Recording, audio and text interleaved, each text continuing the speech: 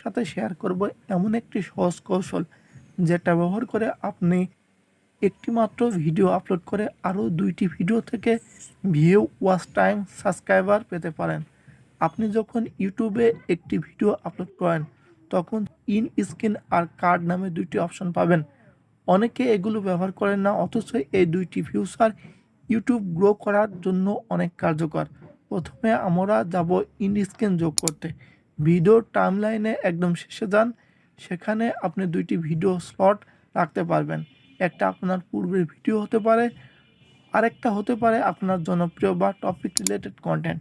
In screen এমনভাবে বসান যেন ভিডিওর একেবারে শেষের 20 থেকে 30 সেকেন্ডে তা দেখা যায়।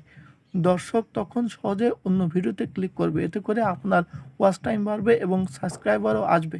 এরপর আসি কার্ড বা আই কার্ডে। ভিডিওর যে কোনো অংশে আপনি একটি ছোট অংশ লিঙ্ক বা পপ আপ দিতে পারেন এবং এই আই কার্ড দেখে দর্শক আগ্রহ পেলে সরাসরি ভিডিও দেখতে পারে।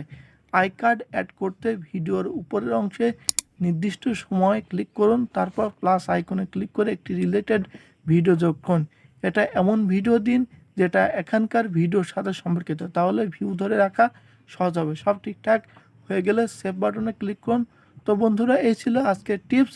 আপনি যদি প্রতিটি ভিডিওতে ইন স্ক্রিন আর আই কার্ড ব্যবহার করেন, ইনশাল্লাহ আপনি 3 মাসের মধ্যে 1000 সাবস্ক্রাইবার এবং 4000 ঘন্টা ওয়াচ টাইম অর্জন করতে পারবেন।